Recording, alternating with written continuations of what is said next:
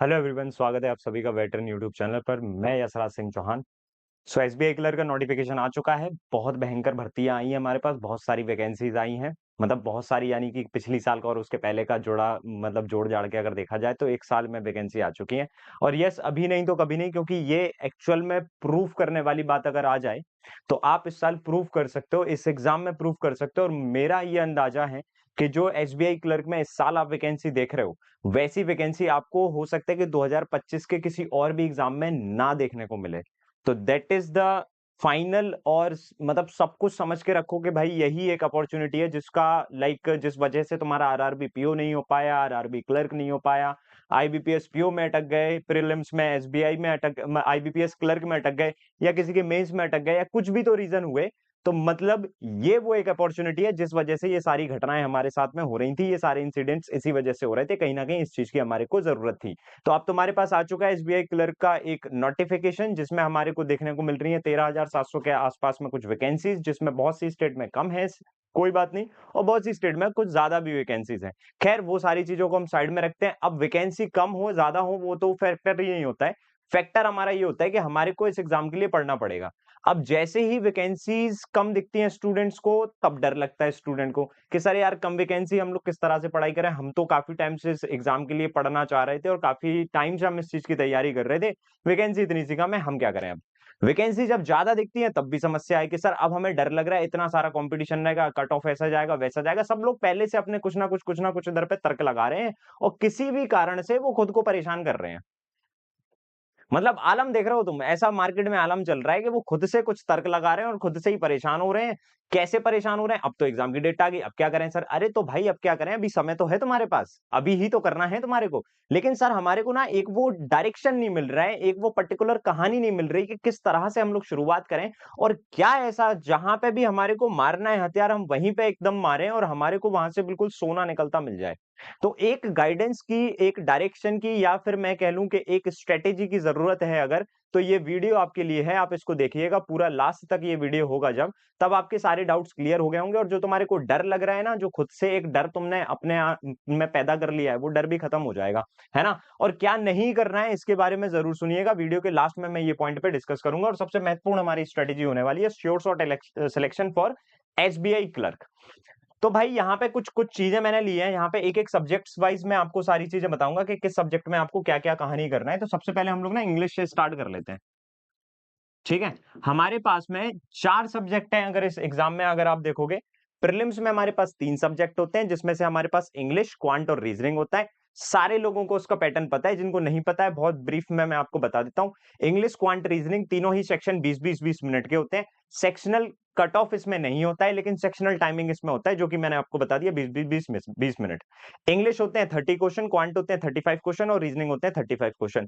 Overall cut off तुम्हारे पास बनेगा, sectional cut off बनेगा नहीं। माइनस मार्किंग इसमें भी वैसी की वैसी रहेगी जैसे सब में रहती है, 0.25 की माइनस मार्किंग इसमें रहती है। अगर आप एक क्वेश्चन गलत करते हो तो वो मार्क्स तो आपको नहीं मिलेगा, उल्टा आपका 1/4 यानी कि 0.25 मार्क्स वहां पे कटा लग जाएंगे। ठीक है, तो ये तो हो गई प्रीलिम्स की बात।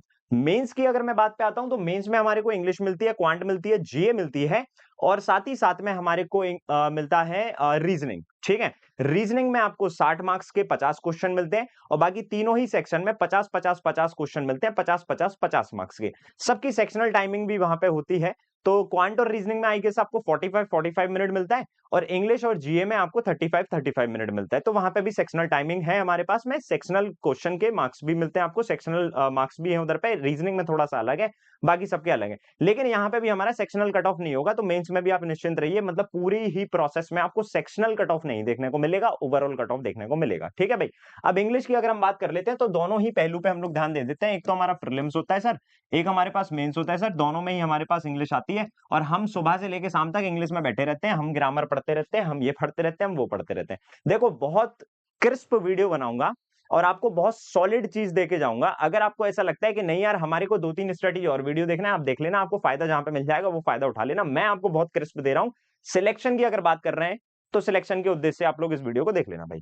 अब देखो सबसे पहले हमारे पास जब प्रीलिम्स में बात आती है तो प्रीलिम्स में मैंने आपको ऑलरेडी बता दिया कि हमारे पास में जो क्वेश्चंस आते हैं वो 30 क्वेश्चंस आते हैं हमारे पास प्रीलिम्स में। और मेंस की अगर हम बात करें तो मेंस में हमारे पास 50 क्वेश्चन आते हैं। तो यहाँ पे आपको मिलेंगे 50 क्वेश्चन और यहाँ पे मिलेंगे आपको 30 क्वेश्चन। ठीक है, अब ये 30 क्वेश्चंस आपको 20 मिनट्स में यहाँ पे करना होते हैं और ये 35 मिनट में करना होते हैं, ये हो जाते हैं, कोई दिक्कत वाली बात नहीं होती। ठीक, अब इंग्लिश का देखो क्या है, काफी स्टूडेंट्स के दिमाग में ये है कि सर हम इंग्लिश जो कर रहे हैं ना उसमें प्रॉब्लम क्या आ रही है कि हमारे को एक एक्यूरेसी की दिक्कत हो जाती है कि सर हमारे ना एक्यूरेट नहीं हो पाते क्वेश्चन। हम कर तो रहे हैं लेकिन कहीं ना कहीं हमारे को ये लगता है कि यार हम क्वेश्चन जाएंगे वहां पे अटेम्प्ट करेंगे, ऐसा ना हो गलत हो जाए। मतलब ओवरऑल इंग्लिश में हम एक टारगेट लेके नहीं जा पा रहे हैं। कभी सर मॉक में हमारे 20 सही हो जाते हैं, कभी 15 सही हो जाते हैं, कभी 25 तक पहुंच जाते हैं, कभी 7 के ऊपर भी नहीं जा पाते। तो ये थोड़ा सा जो स्टूडेंट्स के ऊपर है ना, ये थोड़ा सा एक लोड है, ये एक बोझ है भाई थोड़ा सा, है ना। और इस चीज का आप लोग को आंसर चाहिए तो मैं आपको एक बहुत सटीक आंसर बताता हूं। देखो, जो फ्लक्चुएशन आपको मॉक में दिख रही है वही फ्लक्चुएशन आपको एग्जाम में भी दिख सकती है। अब ये फ्लक्चुएशन दिख क्यों रही है, उसका सीधा सा एक रीजन है भाई। सबसे पहले तो अपना एक सिंगल सोर्स रखो, अपना रखिए आप एक सिंगल सोर्स।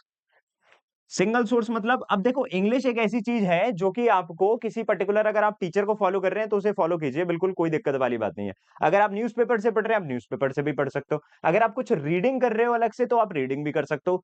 हर एक सब्जेक्ट का एक लॉजिकल पहलू समझो, हर एक सब्जेक्ट का, क्योंकि बैंकिंग में हमारे पास जिस तरह से चीजें पूछी जा रही हैं वो कहीं ना कहीं लॉजिकल की साइड में आपको ज्यादा लेके जा रहे हैं। सिंगल सोर्स फायदा क्या देता है आपको कि आप एक जगह स्टिक रहते हो, आपका मन नहीं भटकता है। अब आप मॉन्क तो हो नहीं कि भाई मन भटकेगा हम तुरंत से एक स्विच दबाएंगे और हमारा क्या हो जाएगा, मन शांत हो जाएगा।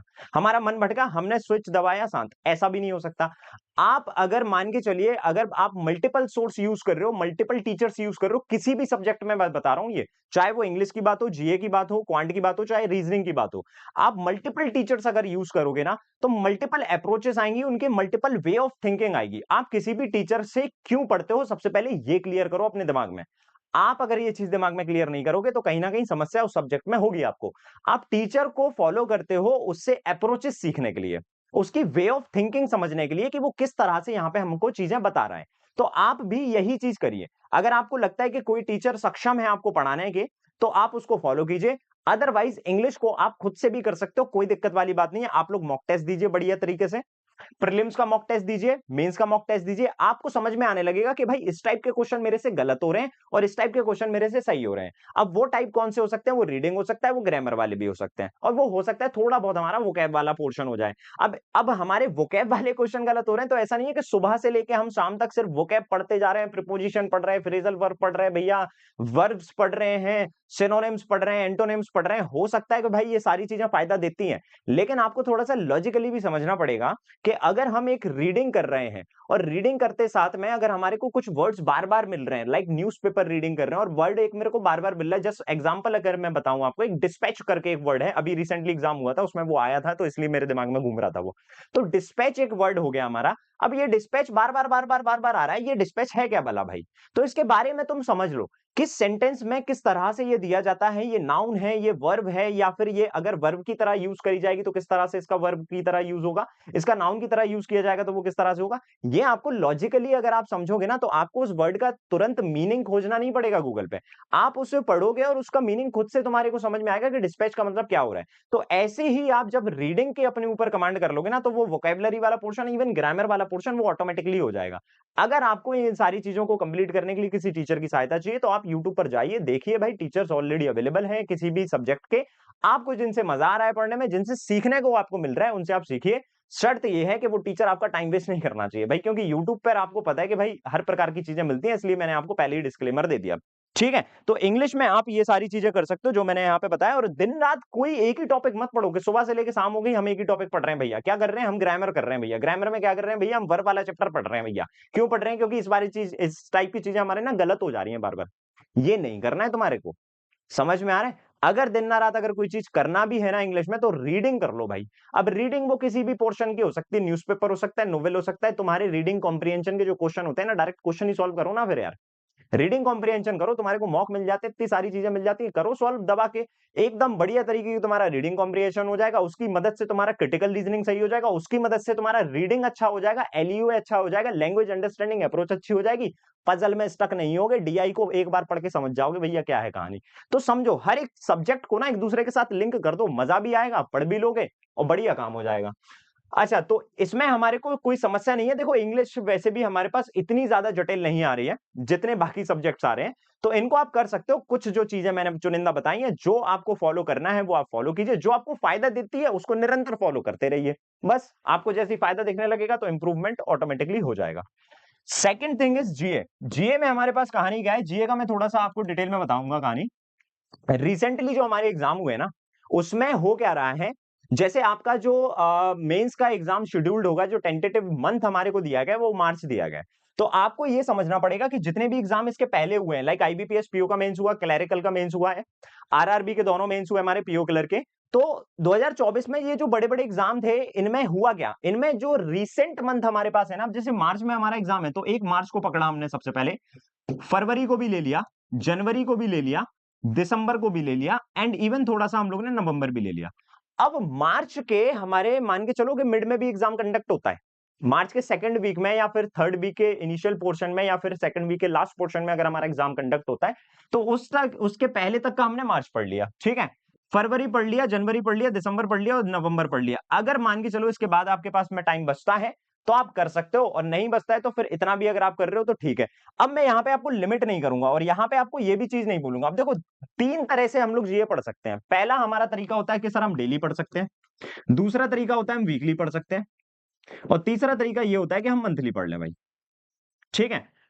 ये तो हो गए तरीके के, इन तरीके से हम लोग जीए पढ़ सकते हैं। कहां से पढ़ सकते हैं अगर हम सोर्स की बात करें तो हमारे पास सर टीचर है और हमारे पास सर पीडीएफ है, ठीक है। ये दो हमारे पास सोर्स होते हैं, या तो हम टीचर के किसी वीडियो को देखते रहें या फिर हम किसी पीडीएफ को फॉलो कर लें, या फिर अब जो तीसरी चीज होती है जो आपको नहीं करना है, जो मैंने यहाँ पे स्टार्टिंग में आपको बताई भी थी कि क्या नहीं करना है आपको अपनी प्रिपरेशन में, तो जो नहीं करना है वो मैं आपको बता देता हूं यहाँ पे, कि आप जो ऑलरेडी सिलेक्टेड स्टूडेंट है ना, जो ऑलरेडी सिलेक्टेड स्टूडेंट हैं और जो कहीं ना कहीं यूट्यूब पर आपको वीडियो भी बना के देंगे, वो बताते हैं कि भाई मैं तो वीकली करता था, मैं XYZ मैगजीन से, XYZ पीडीएफ से वीकली करता था भाई जीए, मेरा तो निकल गया भाई।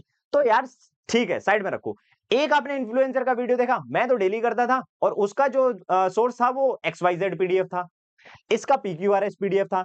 अब आपके पास कंफ्यूजन हो गया। तीसरी चीज, आपने तीसरे किसी का देखा या किसी टीचर का या मेरे जैसे किसी का देख लिया, अब मैंने बोल दिया कि भाई मंथली कर लो, एक बंदा बोला है डेली कर लो, एक बंदा बोल रहा है वीकली कर लो, एक बंदा बोल रहा है मंथली कर लो। आप इन्हीं सब चीजों में जूझ रहे हो और एग्जाम की डेट पास में आ जाती है ना, तो आपसे डेली हो पाता, क्योंकि डेली तो हो ही नहीं सकता उस समय। जब हमारा फरवरी मार्च लग जाएगा तो डेली तो भाई छोड़ ही दो कि तुम डेली कर सकते हो उस समय।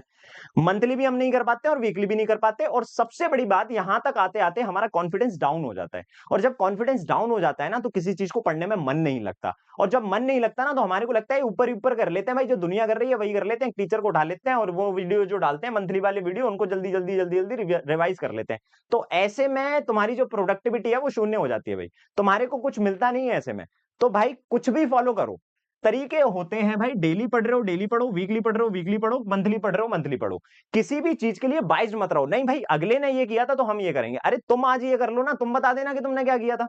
समझो चीज को, डेली पढ़ने वालों के भी सिलेक्शन हो रहे हैं, वीकली पढ़ने वालों के भी सिलेक्शन हो रहे हैं, मंथली पढ़ने वालों के भी सिलेक्शन हो रहे हैं।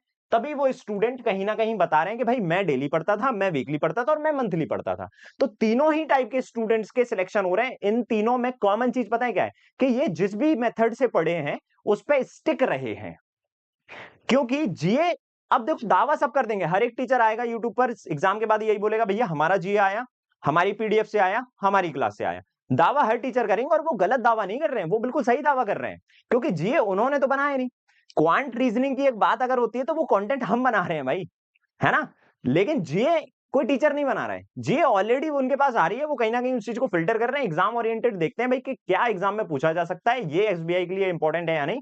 वो उस टीचर का एक्सपीरियंस होता है, उनकी स्किल होती है, वो चीज आपको वो सर्व कर देते हैं। और जस्ट लाइक पीडीएफ में भी आपको यही मिलता है, बस आपको करना मात्र एक चीज है, उसको कंटिन्यूअसली फॉलो करना है भाई।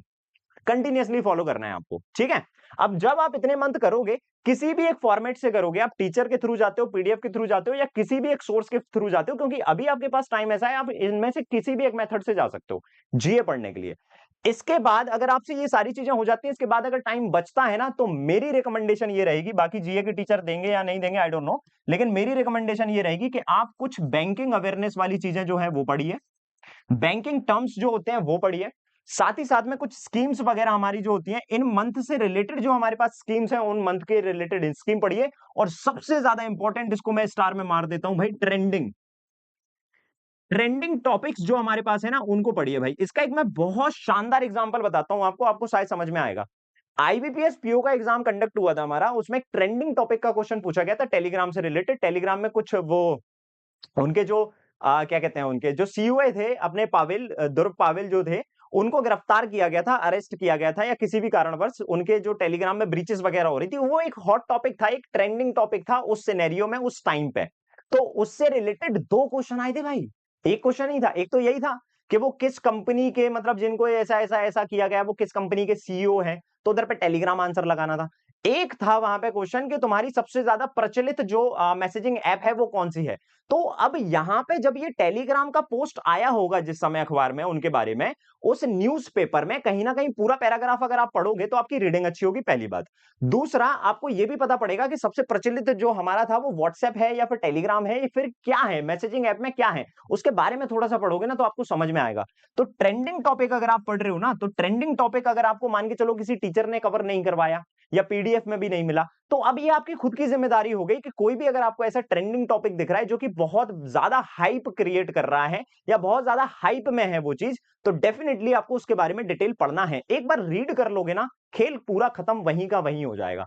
सो जीए में आप इन सब चीजों के ऊपर थोड़ा सा ध्यान देंगे, ये मंथ्स कवर करेंगे, इन मंथ्स के जो भी ट्रेंडिंग टॉपिक होंगे। अब अपन को नहीं पता फरवरी में कौन सा ट्रेंडिंग टॉपिक होने वाला है, जनवरी में कौन सा ट्रेंडिंग टॉपिक होने वाला है, और बचे हुए दिसंबर में कौन सा ट्रेंडिंग टॉपिक होने वाला है। और इवन अगर हम देखें नवंबर दिसंबर से, अगर पूरा नवंबर कंप्लीट हो चुका है, दिसंबर भी हमारा हाफ दिसंबर कंप्लीट हो चुका है, तो इसमें कौन से ट्रेंडिंग टॉपिक रहे थे, ये आपका कर्तव्य बनता है कि आप वो सारी चीजें पढ़ें, उनके बारे में समझें, और एक बार रीड तो जरूर ले लें, जिससे कि कोई भी क्वेश्चन ऐसा है ना जो कहीं पे भी कवर नहीं किया गया है, वो आपको कहीं ना कहीं किसी ना किसी कारणवश पता है। क्यों पता है? क्योंकि आपने उसके बारे में सुना है, देखा है या फिर पढ़ा है। ठीक है, तो मेरी राय यही रहेगी कि आप इस तरह से थोड़ा सा जीए को देखें, थोड़ा सा लॉजिकली तरीका बताया मैंने भी जीए को देखने का, आप इस तरह से जीए को देख सकते हैं। जीए में कोई दिक्कत वाली बात आपको यहां पे फील नहीं होगी। ठीक है भाई, इसके बाद अगर हम बात करें तो इसके बाद हमारे पास आ जाता है दो सब्जेक्ट जो सबसे प्यारे सब्जेक्ट हमारे होते हैं। एक तो हो जाता है हमारा रीजनिंग और एक हो जाता है हमारा क्वांट। ठीक है, इन दोनों ही को मैं इधर पे इकट्ठा बता देता हूं क्योंकि मैं दोनों ही सब्जेक्ट पढ़ाता हूं। प्री में भी आता है, मेंस में भी आता है, दोनों तरह से हमारे पास प्री एंड मेंस में क्वांट और रीजनिंग पूछे जाते हैं। क्वांटिटेटिव एप्टीट्यूड हमारा मेंस में क्वांटिटेटिव एप्टीट्यूड रहता है, लेकिन वो जब हमारा प्रीलिम्स में आता है तो वो न्यूमेरिकल एबिलिटी हो जाता है। अब मैंने ये चीज आपको कई बार पहले भी बताई कि जब भी कोई चीज न्यूमेरिकल एबिलिटी के साथ में उधर पे सिलेबस में तुम्हारे को दिया गया है ना, तो वहां पे फास्ट कैलकुलेशन वाली चीजें तुमसे बहुत ज्यादा पूछी जाएंगी। लाइक वाइज नंबर सीरीज हर एग्जाम में पूछी जाती है प्रीलिम्स में, वो तुम्हारे से उसमें भी पूछी जाएगी, लेकिन साथ ही साथ में सिंप्लीफिकेशन या अप्रोक्सीमेशन के 10-10 15-15 क्वेश्चन पूछे जाते हैं भाई। मतलब आप ये कंसीडर करिए कि क्वांट में हमारे पास 35 क्वेश्चन प्रीलिम्स में पूछे जा रहे हैं, जिसमें से 10 से 12 क्वेश्चन या फिर 15 क्वेश्चन का वेटेज हमारा सिंप्लीफिकेशन या अप्रोक्सीमेशन का ही होता है। समझ रहे हो? जो कि बहुत बड़ी बात है भाई। मतलब 1/3 ऑफ द पार्ट जो है वो तुम्हारा इससे पूछा जा रहा है। उसके बाद में आपको पता है कि भाई अर्थमेटिक आती है हमारे पास, नंबर सीरीज हमारे पास आती है एंड डीआई हमारे पास आती है और हमारा पेपर खत्म हो जाता है। इतनी सारी चीजों में हमारा पेपर खत्म हो जाता है भाई। यही सारी चीजें आपको हर शिफ्ट में मिलेंगी और यही सारी चीजें आप जब एनालिसिस देखोगे ना, तब आपको पता पड़ेगा। एनालिसिस से रिलेटेड बहुत तगड़ी बात बताऊंगा, अभी रोके रहना।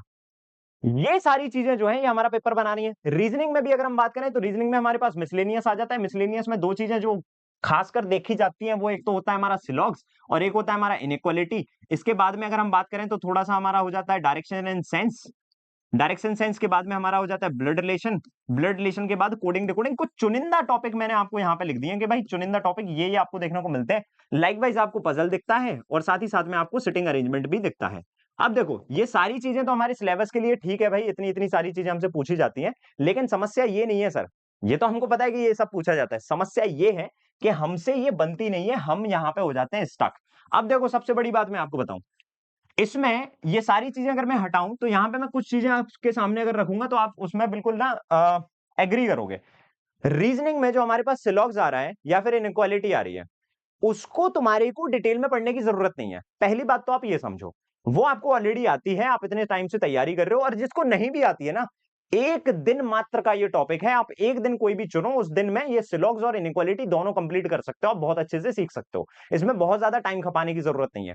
इसके बाद आ जाती है यहां पे सर सबसे बड़ी पजल वाली problem, puzzle and sitting arrangement की प्रॉब्लम। और सर यहां पे हमारे पास डीआई एंड अर्थमेटिक की प्रॉब्लम। ये प्रॉब्लम का अगर आप सॉल्यूशन दे दो तो मजा आ जाए सर।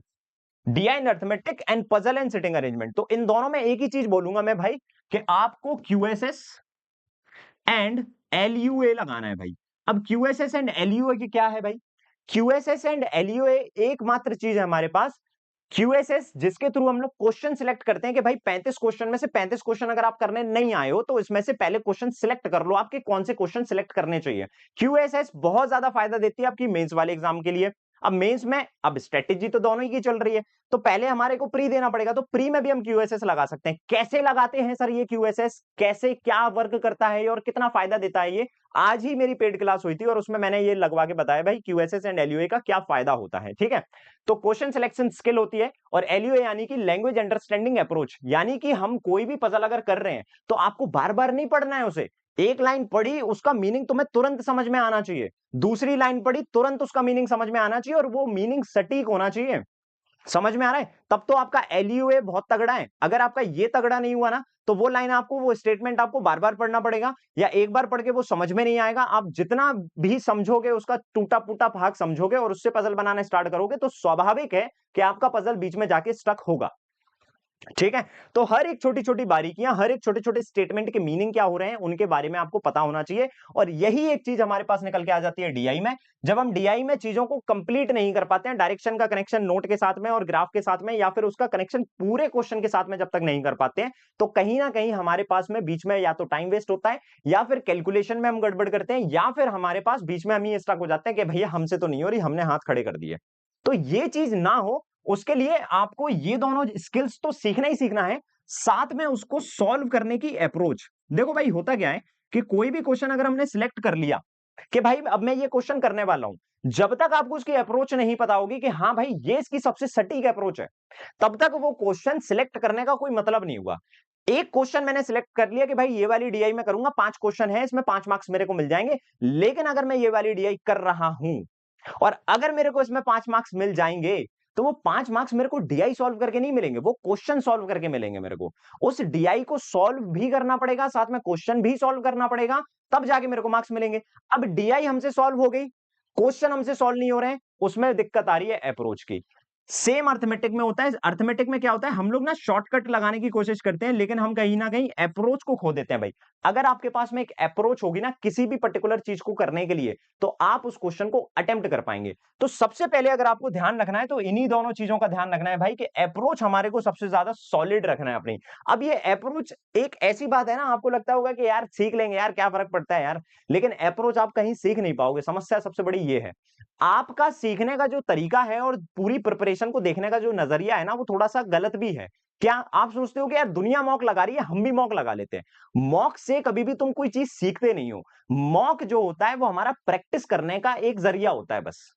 हमने जो भी सीखा है वो हम जाके मॉक में सीख अप्लाई करके देख लेते हैं, हम प्रैक्टिस करके देख लेते हैं कि भाई हम कितना पानी में है। तो मॉक आपकी सिर्फ इतनी ही मदद कर सकता है, मॉक आपको कभी सिखाएगा नहीं कोई चीज। और अप्रोच एक सीखने वाली चीज है, तो उसके लिए आपको क्लासेस करना पड़ेंगी। तो अगर आपको ऐसा लग रहा है ना कि यार मेरा अर्थमेटिक वीक है, मेरा डीआई वीक है, मेरे को पजल में बहुत सारे केसेस बन जाते हैं सर, मैं तो 5-5 6-6 केसेस बना देता हूं, या मैं पूरी स्टोरी पहले लिख लेता हूं ऐसे बॉक्सेस में, गोलों में, फिर उसके बाद मैं पजल बनाता हूं, तो ये आपकी अप्रोचेस की कमी है। आप ये मत सोचो कि वो पजल आपसे बन रही है, वो पजल तो बन जाएगी आपसे, लेकिन वो पजल बनना जिस टाइम पे चाहिए वो नहीं हो पा रहा है, तो यानी कि आपके पास में अप्रोच की डिफिशियंसी है। आपको ये अप्रोच बढ़ाना पड़ेगी और उसके लिए आपको क्लासेस देखना पड़ेगी।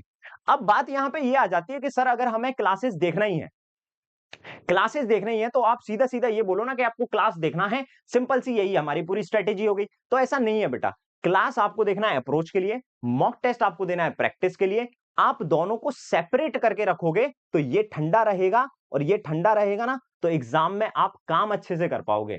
और अगर यही ठंडा नहीं रहेगा तो जिस समय एग्जाम होगा ना, जब हम जा रहे होंगे एग्जाम देने, तो हमारे को लगेगा कि यार हमको कुछ आता नहीं है यार, लगता हमारे अंदर यार ये कमी सी लग रही है थोड़ी सी, हमारे को ये समस्या सी लग रही है थोड़ी सी। तो आपको इस चीज के ऊपर में गौर करना पड़ेगा कि क्लासेस ही आपको अप्रोच सिखा पाएंगी, तो वो चीज सेपरेट रखिए। और प्रैक्टिस अगर आपको करना है तो वो आप अपना मॉक से करिए। मॉक कैसे लगाना है, कितना लगाना है, वो मैं आपको बता देता हूं। देखो, प्रीलिम्स के मॉक और मेंस के मॉक हमारे को बराबर से लगाना पड़ेंगे अब, क्योंकि हमारा एग्जाम बहुत ज्यादा दूर तो नहीं बोलूंगा मैं, लेकिन बहुत ज्यादा पास भी नहीं बोलूंगा। बहुत ज्यादा पास भी नहीं बोलूंगा, बहुत ज्यादा दूर भी नहीं है, एग्जाम हमारा बहुत नजदीक ही है एक तरीके से। ठीक है, समझ गए होगे आप मैं क्या कहना चाहता हूं। देखो, प्री के मॉक आप 2 डेज में एक लगाइए अभी, एक मॉक आप लगाइए 2 दिन के अल्टरनेट वे में। और मेंस के मॉक आप लोग वीक में 2 लगाइए अभी, मेंस के मॉक वीक में 2 लगाइए। अब ऐसा करने से होगा क्या, ऐसा करने से ये होगा कि आपका टाइम बचेगा। ऐसा करने से फायदा यह है कि आपका टाइम बचेगा यहाँ पे। क्यों टाइम बचाना है भाई? टाइम इसलिए बचाना है क्योंकि हमारे को जीए भी पढ़ना है। टाइम इसलिए बचाना है क्योंकि हमारे को प्रीलिम्स का क्वांट रीजनिंग के अलावा हमें मेंस का क्वांट रीजनिंग भी पढ़ना है। टाइम इसलिए बचाना है क्योंकि हमारे को इंग्लिश भी पढ़ना है, जिस तरीके से मैंने आपको बताया उस तरीके से इंग्लिश भी पढ़ना है।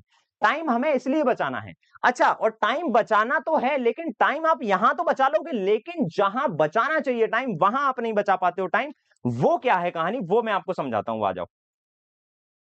देखिए, अब देखो, टाइम बचाने वाली जब बात हो रही है ना, तो टाइम बचाने के पहले मैं आपको कुछ चीजें और बता देता हूं जो कि हमारे लिए इंपॉर्टेंट है, लाइक मॉक। अब देखो, मॉक को मैं थोड़ा सा ना डिस्क्राइब करना चाहता हूं यहाँ पे बहुत अच्छे तरीके से। मॉक में हो क्या रहा है, मॉक में कहानी ये हो रही है कि सर हमारे पास ना इतना रुपया है, हम इतना ये वाला मॉक ले लेते हैं। सर हमारे पास उतना रुपया, हम ये वाला मॉक ले लेते हैं। सर ये वाले मॉक पे ये चल रहा है, हम ये ले लेते हैं। वो वाले मॉक पे ये चल रहा है, हम वो ले लेते हैं। मैं आपको बहुत एक सटीक चीज बताऊं, आपको अब ये भरोसा होगा या नहीं होगा, लेकिन मैं आपको बता देता हूं। सबसे पहले आपको एक डिसेंट सोर्स रखना है। क्यों डिसेंट सोर्स रखना है? क्योंकि ये वाला जो पूरा सेगमेंट है ना, क्या हमारे को नहीं करना है उसमें ही आता है भाई ये। क्या नहीं करना है हमारे को उसमें आता है।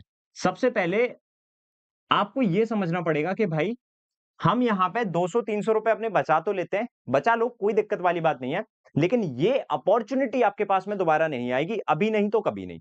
ये अपॉर्चुनिटी आपके पास दोबारा नहीं आ सकती। तो आपको कहीं ना कहीं एक डिसेंट सोर्स रखना है मौका, कि भाई वहां पे हमारे को जो कंटेंट है ना, वो रेलेवेंट मिले। रेलेवेंट कंटेंट की प्रैक्टिस इसलिए करना है जिससे कि हमारा टाइम बचे। समझ में आ रहा है? हम एक्स वाई जेड कोई भी मॉक ले रहे हैं, सस्ते में मिल रहा है, ले लेते हैं भाई। उसमें समस्या क्या हो रही है, वो सस्ते में भी मिल रहा है, तुमको लगता है कि एग्जाम ओरिएंटेड कंटेंट है, लेकिन वो एक्चुअल में एग्जाम ओरिएंटेड नहीं होता है। तुमको लगता है कि यार डिफिकल्ट है, टफ है, थोड़ी सी कैलकुलेशन ज्यादा है, तो ये एग्जाम ओरिएंटेड हो गया, बट वो एग्जाम ओरिएंटेड नहीं होता है कंटेंट। एग्जाम ओरिएंटेड कंटेंट अगर देखोगे तो रेलेवेंसी ऑफ कंटेंट की आपको समझ होना चाहिए। अगर वो समझ नहीं है और उस समझ के बिना ही बस लोगों के कहने पे अगर आप तैयारी कर रहे हो, तो कहीं ना कहीं वो एक कमी है, वो एक समझदारी का एक पॉइंट नहीं होता है उसमें। तो आपको ये समझना पड़ेगा सबसे पहले, रेलेवेंसी ऑफ कंटेंट बहुत अच्छी चीज होती है, और इस चीज को ही यूज करके आपको मॉक लगाना है। मॉक भी वही लगाना है जिसमें रेलेवेंसी है ना। मैं यहां पे कुछ मॉक के नाम नहीं बता सकता, क्योंकि देखो समस्या यही है कि ना तो ये वीडियो किसी से स्पॉन्सर्ड है, और ना ही मेरी किसी भी ऑर्गेनाइजेशन से किसी भी तरीके से कोई बुराई है। तो मैं यहां पे ये नहीं बोलूंगा कि भाई वो वाला नहीं लगाना है, वो वाला नहीं लगाना है। आप लोग समझदार हो, आप मेमोरी बेस्ड पेपर लगाइए पहले। प्रीवियस ईयर में हमसे क्या चीजें पूछी गई हैं वो एक बार सॉल्व कीजिए। उसके बाद में आपको क्या करना है, पता करना है कि भाई हाँ, ये वाली मॉक टेस्ट सीरीज में इस तरह की कहानी है, ये वाली मॉक टेस्ट सीरीज में इस तरह की कहानी है, मेरे को ये वाला नहीं चाहिए भाई, इसमें मेरे मार्क्स कम आ रहे हैं। और कहीं ना कहीं कम आने का रीजन उसमें यह है कि रेलेवेंट नहीं है कंटेंट। वो कहीं ना कहीं क्लर्क के नाम पे पीओ के मॉक हमारे को दे रहा है, और उसमें वो पॉसिबल नहीं है उस टाइम फ्रेम में। समझ में आ रहा है? तो आपको रेलेवेंसी ऑफ कंटेंट बहुत अच्छे से ध्यान रखना है। इससे दो फायदे होंगे, एक तो आपका कॉन्फिडेंस जो है वो बढ़िया रहेगा, दूसरा आपके पास में टाइम मैनेज रहेगा भाई। तो कहीं ना कहीं टाइम मैनेजमेंट भी हमारा रेलेवेंसी ऑफ कंटेंट से जुड़ा हुआ है। अब टाइम मैनेजमेंट की अगर मैं बात बताऊं, कि आपको इसमें बहुत सारी चीजें करना है। पहले आप मेमोरी बेस्ड पेपर लगाओगे, क्वांट का देखोगे, रीजनिंग का देखोगे, इंग्लिश का देखोगे, फिर उसके बाद मेंस का देखोगे। और ये सारी चीजें आप देखने के बाद में क्या सोच रहे हो भाई, कि यार इतना समय तो हमारे पास है ही नहीं, हम इतना सारा करेंगे तो फिर हमारा तो पूरा वो खत्म ही हो जाएगा पूरा, यार हमारा जो जुनून है। तो जुनून बरकरार रहेगा, क्योंकि इससे आपका कॉन्फिडेंस बूस्ट होता है और प्लस टाइम बचता है। आप इर्रेलेवेंट चीज लगाते हो, आपने देखा कि यार मेरा ये वाला ग्रामर के क्वेश्चन बार बार गलत हो रहा है, अब मैं सुबह से लेके शाम तक ग्रामर पढ़ रहा हूं। एक रिलेवेंट मॉक लगाए, टाइम स्पीड डिस्टेंस का क्वेश्चन हुआ नहीं, क्योंकि उसमें फ्रैक्शन वैल्यू इतनी सारी दे दी गई थी, पॉइंट्स की वैल्यू इतनी सारी दे दी गई थी, जो कि एग्जाम ओरिएंटेड बिल्कुल भी नहीं है। एक मैंने क्वेश्चन लगाया प्रॉफिट एंड लॉस का या एसआईसीआई का क्वेश्चन लगाया, एसआईसीआई में मेरे उसकी रेट ही नहीं निकल रही है, क्यों? क्योंकि उसमें पॉइंट्स की वैल्यू इतनी सारी है या वैल्यूज इतनी सारी है जिसको आप डायरेक्टली सॉल्व नहीं कर सकते। क्लैरिकल का एग्जाम है, रेलेवेंसी ऑफ कंटेंट बहुत ज्यादा मैटर करता है, इसलिए आप उसको पहले समझ के जाना। एग्जाम अगर देने जा रहे हो तो ये सारी चीजें आप समझ लेना पहले। अगर आप इस चीज में समझदार नहीं है तो इसके लिए मैंने बंदोबस्त कर रखा है, मैं आपको दिखा देता हूं मैंने कहां पे बंदोबस्त कर रखा है। यहां पे अगर आप देखोगे ध्यान से तो यहां पे एक पूरा शेड्यूल है हमारे पास में, जिसमें मैंने डे 1 से लेके डे 6 तक, अगर आप यहां पे ध्यान से देखोगे तो डे 1 से लेके डे 6 तक मैंने यहां पे सिर्फ और सिर्फ रेलेवेंसी ऑफ कंटेंट की बात की है। यहां पे हम लोग ने देखा था कि मॉक में कैसे समझते हैं कि भाई ये हार्ड शिफ्ट का मॉक है या फिर कैसा है, डे 6 में। और डे 5 में हम लोग ने देखा था how to identify the relevant content in mock test. तो इसमें हम लोग ने मॉक टेस्ट में कैसे आइडेंटिफाई करेंगे कि वो हमारा रेलेवेंट कंटेंट दे रहा है या नहीं दे रहा है, वो मैंने यहां पे सिखाया क्वांटम रीजनिंग में। ऑब्वियसली डे 1 में पूरा इंट्रोडक्शन दिया है मैंने इस पूरे चार्ट का कि भाई क्या कहानी है। ये वाली क्लास आपको फ्री मिल जाएगी, अगर आप जाके देखना चाहते हो वेटरन एप्लीकेशन डाउनलोड कर लेना, डे 1 की क्लास आपको फ्री मिलेगी जिसमें पूरा इंट्रोडक्शन दिया है। आज जो हमारी क्लास हुई थी 17 दिसंबर की डेट है, तो क्यूएसएस विद एलयूए मैंने आपको लगाने के बताया है। और इसमें मैंने एक मॉक टेस्ट सीरीज लिया था जिसमें प्रीवियस ईयर का एक मैंने मॉक उठाया, जिसमें मैंने स्टूडेंट को सब बताया कि भाई देखो क्यूएसएस कैसे लगता है, एलयूए कैसे लगता है और किस जगह पे किस तरह से ये काम करता है। और इंस्टेंट जब हमारी टाइमिंग चल रही होती है एग्जाम में, उस समय एलयूए हमारे को कितना हद तक फायदा देता है, वो सारी चीजें मैंने आज यहाँ पे डिस्कस की है भाई। कल यहाँ पे मॉक 1 की क्लास होगी जिसमें ऑब्वियसली हम लोग प्री का मॉक करेंगे, एक प्री का करेंगे हम लोग एसबीआई पीओ का, और एक करेंगे हम लोग एसबीआई क्लर्क का। तो साइमल्टेनियसली दोनों ही एग्जाम की तैयारी हो रही है हमारी। यहाँ पे आपको ये डाउट नहीं लेना पड़ेगा कि सर हम अगर आप क्लर्क की तैयारी कर रहे हैं तो हम पीओ की कर पाएंगे या नहीं, तो आप साइमल्टेनियसली दोनों कर सकते हो आराम से। मैं उसका सारा तरीका यहाँ पे बना के रखा हूं भाई। और हम लोग यहाँ पे एक मॉक करेंगे एसबीआई क्लर्क का, और इसमें देखेंगे भाई ये सारी चीजें हम लोग लगाएंगे। क्यूएसएस एलयूए आज लगाना मैंने सिखा दिया बच्चों को कैसे लगाना होता है, और ये सारी चीजें मैं इसमें भी सिखा दूंगा। साथ ही साथ में अगर आप देखोगे तो यहाँ पे और भी क्लासेस हमारी लगी हुई हैं जिस तरह से यहाँ पे है, ये मैराथन्स है, ये हमारी मैराथन्स है। देन उसके बाद गाइडेंस क्लास, फिर क्यूएसएस एलयूए की एक अगली क्लास है विच इज नंबर 2, फिर मॉक नंबर 2 करेंगे, फिर पजल पजल पजल, ये हमारी मैराथन है, फिर ये मिसलेनियस मैराथन है हमारे पास, फिर क्यूएसएस एलयूए की एक और क्लास होगी। मतलब हम चीजें जब पढ़ते जाएंगे तो हमारे को ये क्यूएसएस एलयूए की जरूरत रहेगी बीच बीच में, हम लोग सीख पा रहे हैं या नहीं सीख पा रहे हैं। फिर एक और मॉक करेंगे, फिर अर्थमेटिक की हमारी पास यहाँ पे मैराथन्स होंगी जो कि ऑब्वियसली हमारी दोनों ही एग्जाम से रिलेटेड होंगी। इसके बाद की अगर मैं बात करूं तो और भी हमारे पास चीजें हैं, लाइक यहाँ पे मैंने आपको बताया है कि अर्थमेटिक, फिर mix question and then last में हमारा गाइडेंस क्लास होगी। ये पूरा प्रीलिम्स का हमारा खत्म हो जाएगा यहाँ पे।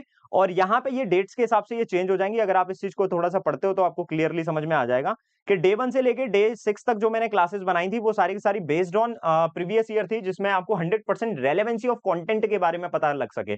तो ये बैच बनाया ही इसलिए गया है कि स्टूडेंट पहले रेलेवेंसी समझे और उसके बाद में वो वहां पे तैयारी करना चालू करे। हम तरीका नहीं समझ पाते, हम रेलेवेंसी नहीं समझ पा रहे कंटेंट की, और तैयारी हम चालू कर रहे हैं और फिर एक कोशिश करते हैं कि हमारे पास अप्रोच आ जाए।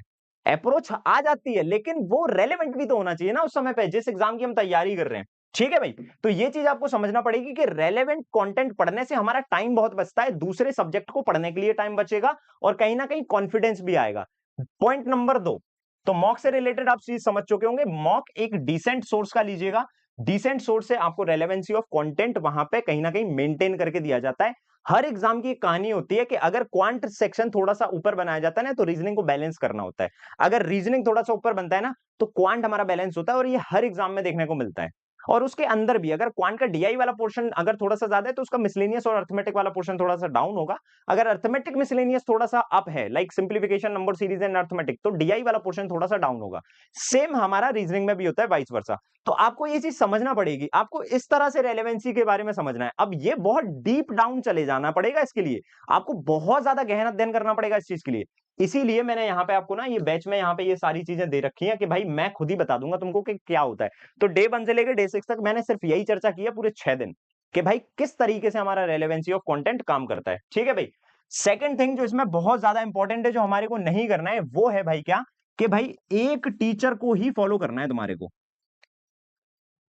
एक टीचर को ही फॉलो करो। रीजन क्या है इसका, रीजन सिर्फ इतना सा है, एक टीचर को हमें इसलिए फॉलो करना है, सारे टीचर अच्छा पढ़ाते हैं, बढ़िया पढ़ाते हैं, बेस्ट पढ़ाते हैं, तभी सारे स्टूडेंट उनसे पढ़ रहे हैं और वो वहां पे आप लोगों को कुछ ना कुछ माध्यम से शिक्षा दे रहे हैं। लेकिन एक टीचर को फॉलो करने का फायदा ये होता है कि मैंने मान के चलो आज यशराज सर को फॉलो किया, कल को जाके मैंने XYZ सर को फॉलो किया, कल को जाके मैंने PQRS को फॉलो किया, मैंने देखा यार सब जगह, मैं हर जगह देख रहा हूं। मेरा मकसद क्या है? देखो, स्टूडेंट का मकसद क्या होता है अलग अलग या मल्टीपल टीचर फॉलो करने का, वो मैं मकसद आपको बता देता हूं। जो स्टूडेंट के अंदर की दिमाग की थ्योरी है, वो इसलिए अलग अलग टीचर पे जाता है, वो एक्चुअल में अलग अलग टीचर पे नहीं जा रहा है, वो एक्चुअल में अलग अलग वीडियोस पे जा रहा है जो कि यूट्यूब उसको रिकमेंड कर रहा है, वो अलग अलग वीडियोस पे जा रहे हैं। तो यहां पे वो स्टूडेंट जो पेड अफोर्ड नहीं कर पा रहे हैं, जो यूट्यूब पर ही होल एंड सोल डिपेंडेंट है कि भाई हम यूट्यूब से ही पढ़ पाएंगे, हम लोग अफोर्ड नहीं कर सकते, तो उसमें एक ड्रॉबैक है भाई। यूट्यूब पे आपको मल्टीपल टीचर्स जब मिलते हैं तो मल्टीपल कंटेंट की तलाश में आप मल्टीपल वीडियोस पे जाते हो। अब जब मल्टीपल वीडियोस पे जाते हो तो आपकी इच्छा पता है क्या है? आपकी इच्छा सिर्फ यही है कि कंटेंट मिल जाए। अब ऑब्वियस सी बात है, कोई भी टीचर अगर कंटेंट वहां पे पढ़ाएगा तो कुछ क्वेश्चन आपसे बनेंगे, कुछ क्वेश्चन नहीं बनेंगे, नहीं बनेंगे तो आप उसका वीडियो देखोगे, स्वाभाविक है। जब आप देखोगे ना तो आपकी अप्रोच कुछ और है, उसकी अप्रोच कुछ और है, और वो अप्रोच हम मैच करने की कोशिश करते हैं, एक नई अप्रोच वहां पे डालने की कोशिश करते हैं, तीसरी जगह देखते हैं तो तीसरी अप्रोच आ जाती है। ऐसे में सबसे बड़ा नुकसान जो होता है ना, वो स्टूडेंट का होता है। देखो, मेरे से आप पढ़ रहे हो, मेरी अप्रोच चेंज नहीं होगी, आप किसी और टीचर से पढ़ रहे हो, उस टीचर की भी अप्रोच चेंज नहीं होगी, लेकिन आपने एक दिन मेरे से पढ़ा, अगले दिन उससे पढ़ा, या एक हफ्ते बाद उससे पढ़ा, अब आपके अंदर जो भी उस टॉपिक की सोच थी ना, वो सोच तुम्हारी बदल गई एकदम से। अब ये इसका हर्जाना जो है ना, वो स्टूडेंट को भुगतना पड़ेगा। तो या तो भाई तुम मॉन्क मोड में आ जाओ एकदम, कि यूट्यूब पे कोई भी रिकमेंडेशन अगर हमारे पास आ रही है तो उस रिकमेंडेशन से हमारे को प्रभाव नहीं पड़ रहा, लेकिन ऐसा होगा भी नहीं, क्योंकि यूट्यूब का तो भैया खर्चा ही उससे चलता है भाई, है ना? तो वो तो उनके फीचर में ही शामिल है। तो आपको अगर ये सारे झंझटों से बचना है ना, कि भाई हमको इतनी मेहनत करना है, ये भी चीज ढूंढना है, अप्रोच भी पता करना है, टीचर को फॉलो करना ही पड़ेगा, बिना टीचर को फॉलो किए आपको क्वांट और रीजनिंग में अप्रोच पता नहीं पड़ेगी, तो वो भी हमारे को करना है। तो उसके लिए आपके लिए पेड बैचेस लाए जाते हैं किसी भी टीचर के द्वारा। अगर आप अफोर्ड कर सकते हो, आपकी पॉकेट अलाउ करती है तो आप करिए, नहीं कर सकते हो तो आप यूट्यूब पे पढ़िए। बस शर्त यही है कि आपको किसी एक टीचर को फॉलो करना पड़ेगा उस चीज के लिए। क्वांट और रीजनिंग के लिए कोई एक टीचर ले लो, इंग्लिश के लिए कोई एक टीचर ले लो, और जीए के लिए कोई एक टीचर ले लो। अगर ऐसा कर सकते हो तो आपका एग्जाम श्योर शॉर्ट तरीके से निकलेगा, और इसलिए मैंने स्टार्टिंग में बोला था sure short selection for SBI clerk. तो यही एक गारंटी वाली बात होती है भाई, कि अगर आप किसी एक टीचर को फॉलो कर रहे हो और आपका मन विचलित नहीं हो रहा है कि नहीं यार उसको भी तो देख लें उसने क्या किया, उसको भी तो देख लें उसने क्या किया, उसकी निजी जिंदगी में क्या चल रहा है वो भी तो देख लिया जाए, उसने इंस्टाग्राम पे क्या डाला है वो भी तो देख लिया जाए, तो ऐसे में फिर वो चीज नहीं हो पाती है भाई। ऐसे में तो फिर यूट्यूब पे रिकमेंडेशन तुम्हारे को मिलती रहेगी, तुम कुछ भी देखते रहोगे, कुछ भी चलता रहेगा। वही है फिर कहानी, एग्जाम आएगा, एग्जाम जाएगा, एडमिट कार्ड आएगा, एडमिट कार्ड जाएगा, रिजल्ट आएगा, रिजल्ट जाएगा, अगला नोटिफिकेशन आएगा, अगला नोटिफिकेशन जाएगा, और तुम इसी सोच में बैठे रहोगे यार पता नहीं यार शायद किस्मत में नहीं है अपने। किस्मत में है बेटा, किस्मत बदलना पड़ेगी, तरीके से सोचना पड़ेगा, ढंग बदलना पड़ेगा। एक चीज, one batch, one goal, one teacher, one subject, that's it, कुछ नहीं करना है। एग्जाम बहुत इजी होते हैं, आप इन झंझटों से बचना सीख जाओ, आपके एग्जाम क्लियर होना चालू हो जाएंगे उसी समय। नहीं विश्वास है तो मेरी ये बात मान के इस बार एग्जाम देने चले जाना, आपको खुद समझ में आएगा कि हाँ यार ये बंदा सही कह रहा था उस दिन, जिस दिन इसने स्ट्रेटजी वाला वीडियो बनाया था। ठीक है भाई, तो मेरे हिसाब से आपको ये करना है और ये नहीं करना है। कोई भी पर्टिकुलर एक टीचर को फॉलो कीजिए, एक ही टीचर से पढ़ोगे, उसकी अप्रोच सेट करोगे, उस अप्रोच को अप्लाई करोगे, उसमें फास्ट हो जाओ ना, उसकी क्वालिटी इंप्रूव करो ना यार। अलग अलग अप्रोच मत सीखो, उसकी क्वालिटी को इंप्रूव करो। वो तुम्हारे को लॉजिकली समझा रहा है या नहीं समझा रहा। जैसे मेरा एक तरीका है भाई, मैं पजल को मिनिमम 2 केस में पढ़ाता हूं, चाहे वो मेंस की हो चाहे वो प्रीलिम्स की, लेकिन शर्त मैं एक दे देता हूं वहां पे, वो पजल्स एग्जाम की होना चाहिए। वो एग्जाम में एसबीआई में तुम्हारे पीओ में 2024 में पूछी जाएगी, या 2025 में पूछी जाएगी, या 26 में। मैं वहां पे फिर गारंटी ले सकता हूं कि मिनिमम 2 केस में बन जाएगी। लेकिन अगर वो किसी मॉक की पजल है तो फिर मैं गारंटी नहीं ले सकता। तो बात सिर्फ यही आ जाती है दोस्त, कि आपके पास में जो रास्ते हैं ना वो काफी क्लियर हैं, लेकिन आप उसे खुद धुंधला कर देते हो अपनी सोच के हिसाब से। इस तरीके से चलो, एक डायरेक्शन मैंने आपको दिखा दिया है, लेकिन इस डायरेक्शन को देख के इसको समझ के कॉन्फिडेंस भी आएगा आपको, नो डाउट, लेकिन इस पे चलना थोड़ा सा कठिन है भाई। हमको बहुत ज्यादा काबू करना पड़ेगा अपने ऊपर, अपने दिमाग के ऊपर, तब तो ये चीज आप कर सकते हो। अदरवाइज फिर वही सारी चीजें हैं, एक दो दिन फॉलो करोगे, 3-4 दिन फॉलो करोगे, उसके बाद में ये सारी चीजें फिर से ट्रिगर करने लगेंगी कि यार वो क्या कर रहा है, वो वाले टीचर ने क्या पढ़ाया, इसका भी देख लूं, उसका भी देख लूं। फिर कुछ नहीं होने वाला। हर एक टीचर बहुत प्लानिंग से आता है आपके लिए, और आपके स्टूडेंट के सिलेक्शन के लिए वो बहुत प्लानिंग से सारी चीजें बनाता है। अगर आपके पास प्लानिंग की कमी है तो टीचर के ऊपर भरोसा रखिए, वो आपको बहुत सटीक तरीके से पढ़ाएगा। हाँ, अगर आप देख रहे हो कि भाई मैं काफी टाइम से फॉलो कर रहा हूं लेकिन मेरे अंदर वो कुछ बदलाव नहीं आ रहे हैं, वो स्पीड वैसी की वैसी है, वो लॉजिकल थिंकिंग एबिलिटी मेरे अंदर डेवलप नहीं हुई है, फिर टीचर बदलिए, यशराज सर के पास आइए। इति सिद्धम, कहानी खत्म। जय श्री कृष्णा, जय Shri Radhe. All the best.